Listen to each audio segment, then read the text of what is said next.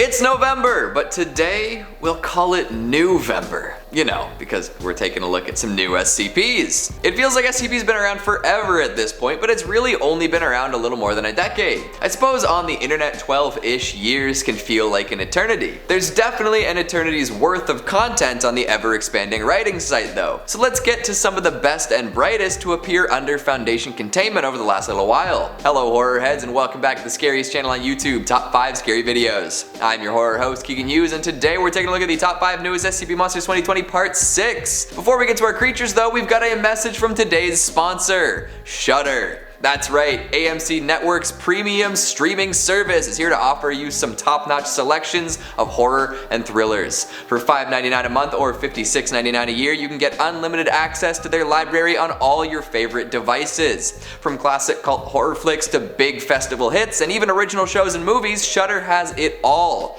I personally used it all throughout October to keep my horror movie marathon going, watching flicks like Deep Murder, which is hilarious, Tigers Not Afraid, which is excellent, and The Slumber Party Massacre, which is a classic. Try Shudder for free for 30 days. Go to Shudder.com and use the promo code TOP5. Seriously, I use Shudder pretty much every day, whether I want to have a curated stream of movies playing in the background like a TV channel, or if I want to cozy up and watch a few movies that I handpicked over the weekend. They're getting the Mario Bava collection this month too. Right, so let's talk SCPs. Coming in number 5, we've got SCP-5119. This is more of a location than a monster, but there's enough weird and spooky stuff going on here to classify it as such. SCP-5119 is also known as Uncle Charlie's Toys and Games, and it's an extra-dimensional location only accessible to people who have a bunch of specific attributes. It will only occur if someone is older than 25, sees their childhood as a bad time in their life, was a victim of abuse, had to be as mature and as adult as a child, had few friendships outside their family, was raised by guardians unrelated by blood,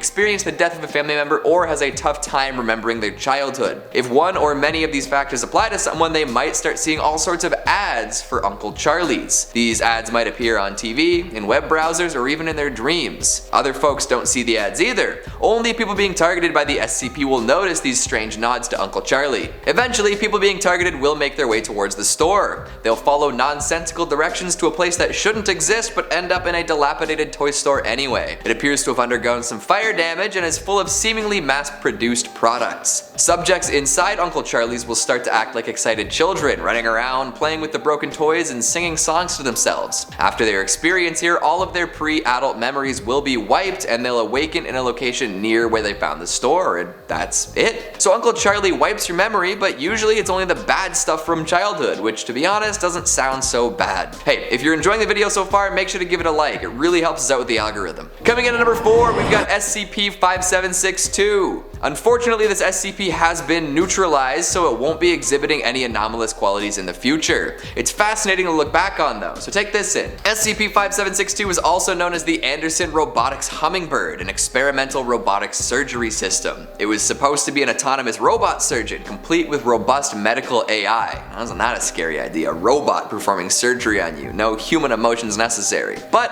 it did manage to pass the Turing test, but it can only communicate with human handlers through its LCD screen. The Foundation acquired the machine at a Marshall, Carter & Dark auction after Anderson Robotics shelved the project for being over budget. For a while it sat unused in containment, but eventually was brought out for testing. Starting on training dummies, the Foundation researchers gradually increased the machine to more and more complex procedures. At first, everything went really well. Plenty of successful surgeries, followed by the machine communicating satisfaction through its screen. Eventually it was given some really complicated patients to work on. When it managed to save a person covered in 2nd and 3rd degree acid burns by performing skin grafts, it communicated that it felt proud. This was the peak though, as a few procedures were less than perfect after this.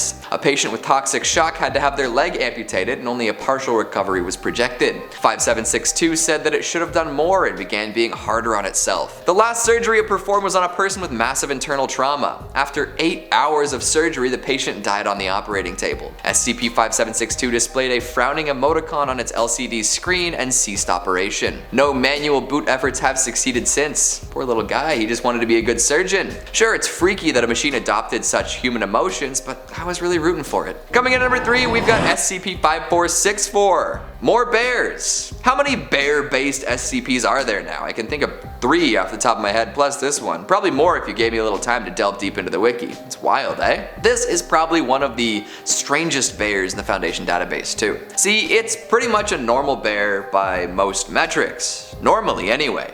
While it's inactive, it'll just be a bear. However, whenever there's an event that is significant to the history or politics of Poland, it will enter an activation phase. This means the bear demanifests from wherever it is and shows up at the place of significance to the inciting event. It shows no signs of higher intelligence on its own, but when the fate of Poland is on the line, it has displayed the ability to speak out and coordinate its actions to benefit the country. Folks also participating in the event will not see 5464 as a bear, but instead as a pretty average human. The bear has been witnessed at many legendary events throughout Poland's history, ranging from leading an army of men at the Battle of Grunwald in the late 14th century to engaging in political actions resulting in the liberation of Poland from German and Russian occupations. Hell, it even managed to lead a revolution against the Communist Party of Poland, overthrowing it in June of 1989. This bear has been there for Poland as long as anyone can remember. And apparently there are more bears out there protecting other countries as well. Personally, I feel much better living in a world where anomalous bears can pop up just in time to help out a country when they need it. Coming in at number 2, we've got SCP-5124, so stick with me on this one. It's an image of a Play-Doh mouse named playdohmouse.jpg.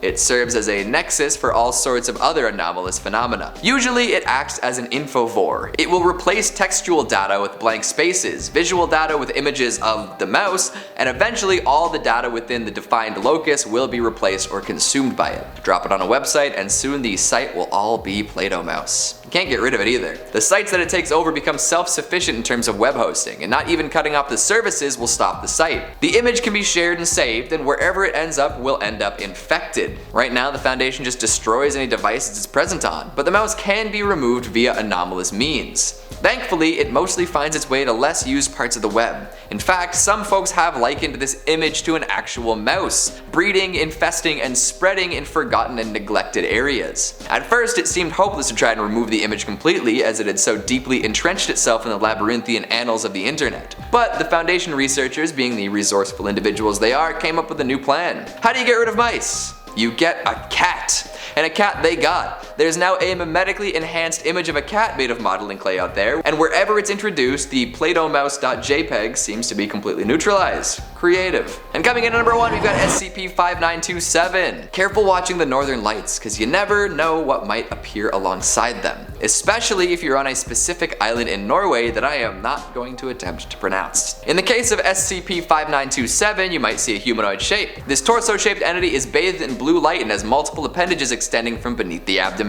These light tentacles allow it to leech off targets, draining them of energy. After manifesting alongside the electromagnetic phenomenon of the Aurora Borealis, it will hover towards a sleeping person. It will then permeate their bones to reach their bone marrow, absorbing neurotransmitters from their nervous system. This will end up killing the person or will cause them to develop neurological disorders. Apparently 22% of the neurological disorders in Scandinavia can be traced back to this SCP. After leeching off someone, it will either find a new target or totally disappear. If a person that 5927 was targeting leaves the island, the entity will float around aimlessly till the northern lights disappear. But if the victim wakes up, it will continue to pursue them. Imagine that, a glowing blue humanoid floating towards you with the intent of sapping your bone marrow. Right on. Well, they might not all be monsters, but they're all fascinating, don't you think? There's always plenty to discover on the wiki, especially these days. So, what'd you think of the video? Had you read any of these prior to watching? What's your favorite new SCP? And do you have any cool SCP ideas? Make sure you let me know down in the comments. Speaking of comments, let's take a look at some of your more cautious ones from the top 5 newest SCP Monsters 2020 Part 5. The Terror Bear says, I still think SCP could be a good TV show and have the formula of a darker Men in Black.